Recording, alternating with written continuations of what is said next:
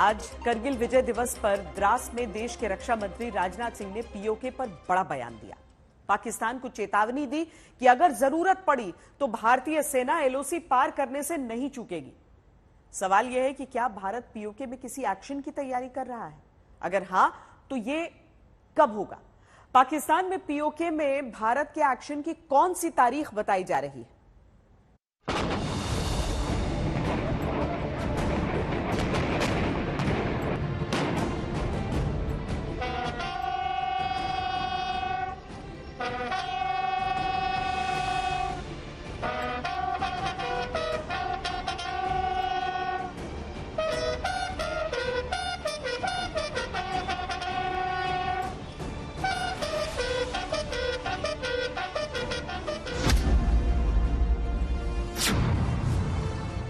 साल पहले भारत ने करगिल से पाकिस्तान की सेना को भगाया था।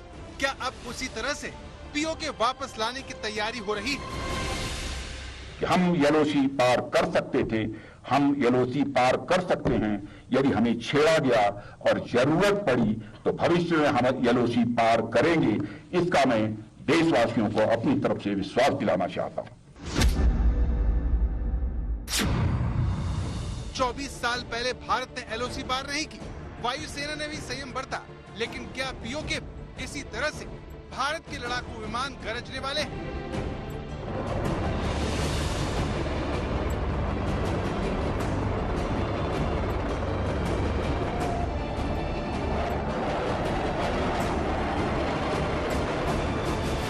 हिंदुस्तान जब अपने करगिल में शहीद हुए सपूतों को याद कर रहा है, तब हिंदुस्तान की देशभक्ति की धुन से पाकिस्तान में घबराहट।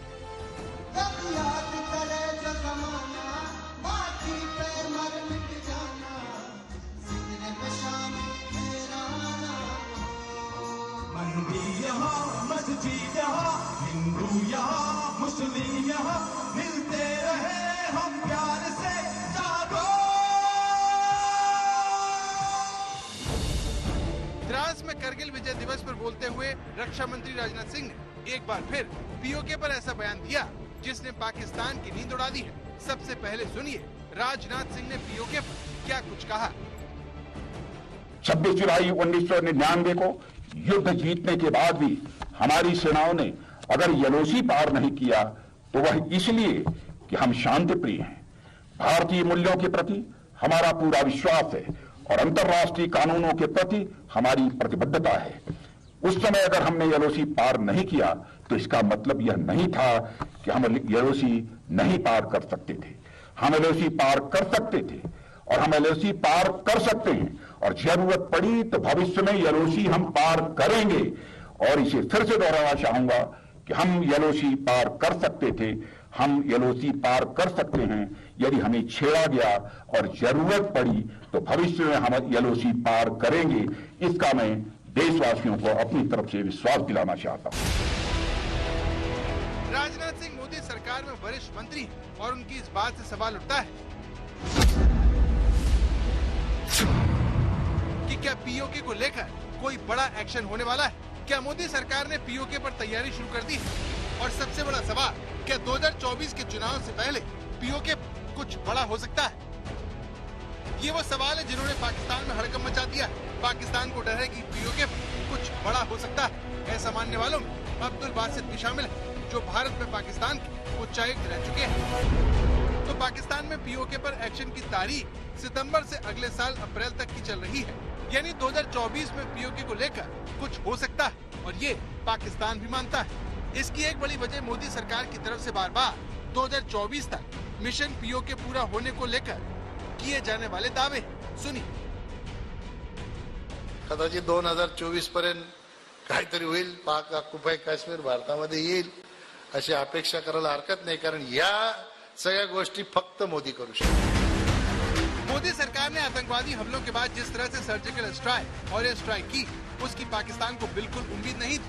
इसीलिए मोदी सरकार की तरफ से आने वाले बयानों को पाकिस्तान बहुत गंभीरता से लेता है। खुद राजनाथ सिंह कई बार पीओके को लेकर पाकिस्तान को सीधी सीधी चेतावनी दे चुके हैं। अब तो आप ये देख रहे हैं कि पीओके में क्या हो रहा है। मैंने एक बात कहा था, मुझे लगता है कि बहुत ज्यादा हमको कुछ करने की जरूरत नहीं पड़ेगी।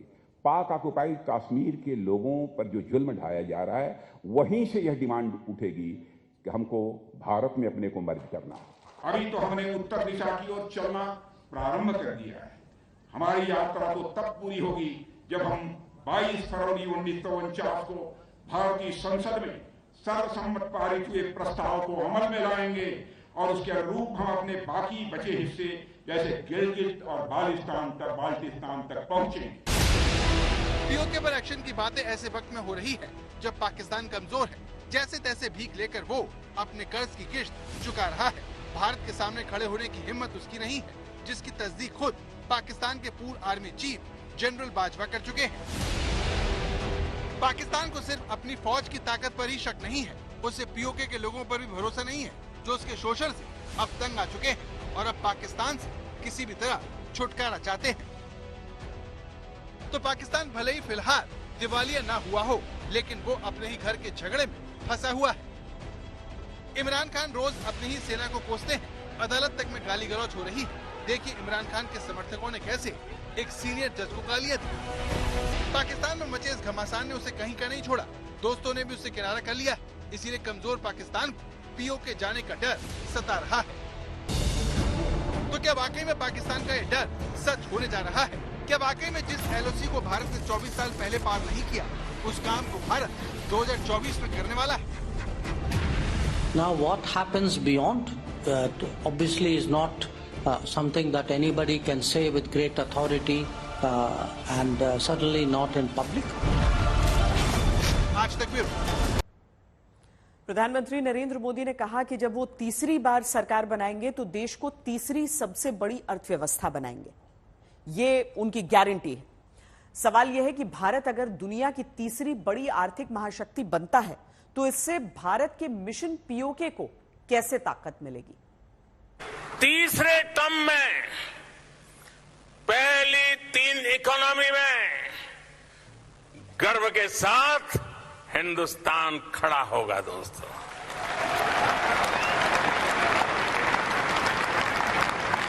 थर्ड टर्म टॉप 3 इकोनॉमी पे पहुंच के रहेगा भारत, और ये मोदी की गारंटी है।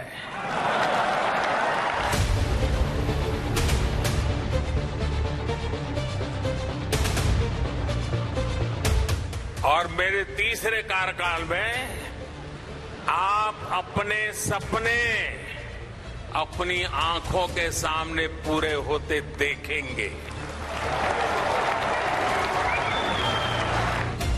देश के सबसे बड़े कन्वेंशन सेंटर के उद्घाटन पर प्रधानमंत्री मोदी ने ये भरोसा देश को दिलाया।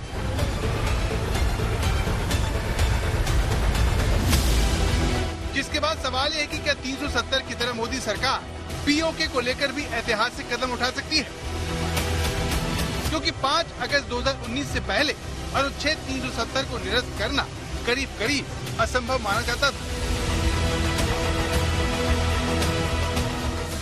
लेकिन मोदी सरकार ने कर दिखाया। इसीलिए हमारी पाकिस्तानी कब्जे वाले कश्मीर की वापसी की है, जिससे जुड़ा सबसे बड़ा सवाल ये है कि क्या वाकई में भारत ऐसा कर सकता है, और इसके लिए भारत का विकसित होना आखिर क्यों जरूरी है? 2014 से पहले देश में सिटी गैस डिस्ट्रीब्यूशन सिस्टम भी सिर्फ 60 शहरों में था, 60। अब देश में सिटी गैस डिस्ट्रीब्यूशन सिस्टम 600 से भी ज्यादा शहरों में पहुंच गया है। साथियों, बदलता हुआ भारत आज पुरानी चुनौतियों को समाप्त करते हुए आगे बढ़ रहा है। हम समस्याओं के स्थायी समाधान पर, परमानेंट सॉल्यूशन पर जोर दे रहे हैं। और चीन और पाकिस्तान का इलाज करने के लिए जरूरी है कि पीओके भारत को वापस मिले, जिसके जरिए दोनों देश भारत को अक्सर घेरने की कोशिश करते हैं। By leaving there Pakistan occupied Kashmir, we allowed a contiguity to develop between really two adversarial nations. And that is today costing us as well. अब सवाल यह है कि भारत इस ऐतिहासिक गलती को ठीक कैसे करेगा? तो इसके लिए जानकार जवाब सॉफ्ट और हार्ड पावर के रूप में देते हैं। वैसे भी कहा जाता है कि सॉफ्ट पावर का तभी फायदा होता है जब आपकी हार्ड पावर मजबूत हो। सॉफ्ट पावर में अपील और आकर्षण के माध्यम से दूसरों की प्राथमिकताओं को बदलने की क्षमता होती है। दूसरों के दिल में अपनी साख बढ़ाई जाती है, लेकिन इसका असर तब और बढ़ जाता है जब आपकी हार्ड पावर यानी सैन्य और आर्थिक शक्ति मजबूत हो। इसी काम में मोदी सरकार लगी हुई है। दुनिया का सबसे बड़ा सोलर विंड पार्क आज भारत में बन रहा है। दुनिया का सबसे ऊंचा रेल ब्रिज आज भारत में है। 10,000 फीट से अधिक की ऊंचाई पर दुनिया की सबसे लंबी टनल आज भारत में है। दुनिया की सबसे ऊंची मोटरेबल रोड आज भारत में है। दुनिया का सबसे बड़ा क्रिकेट स्टेडियम आज भारत में है। दुनिया की सबसे ऊंची प्रतिमा आज भारत में है। एशिया का दूसरा सबसे बड़ा रेल रोड ब्रिज भी भारत में है। तो भारत एक तरफ कूटनीति और आर्थिक मोर्चे पर झंडे गाड़ रहा है, अपनी सेना को मजबूत कर रहा है, वहीं पाकिस्तान में इसका ठीक उल्टा हो रहा है। उसकी साख गिर चुकी है, सेना कमजोर है और सारी दुनिया उसे आतंक का केंद्र मानती है। यानी उसकी सॉफ्ट और हार्ड पावर दोनों कमजोर है। यानी आने वाले दिनों में भारत की सॉफ्ट पावर पीओके में पूरी शक्ति से काम करेगी। पीओके से आने वाली ये आवाजें जितनी बढ़ती जाएंगी, पाकिस्तान पर दबाव उतना ही बढ़ता चला जाएगा। वो जितना ज्यादा इन आवाजों को दबाएगा, पीओके में विद्रोह की गुंजाइश बढ़ती चली जाएगी। यानी जैसे जैसे पीओके की रणनीति से जुड़े बिंदु मिलते चले जाएंगे, मिशन पीओके की कामयाबी की संभावना उतनी ही बढ़ेगी। I do think that even in terms of making clear or, you begin first by at least opposing something, whether you then you act on it, that comes later.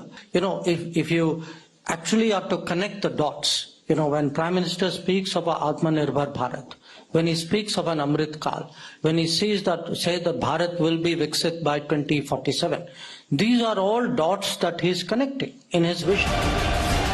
तो PoK की वापसी के लिए सिर्फ सैन्य कार्रवाई पर ही काम नहीं चल रहा, उस सॉफ्ट पावर से भी वार हो रहा है जो पीओके के लोगों के दिलों में भारत से मिलने की बेचैनी हर दिन के साथ बढ़ा रहा है।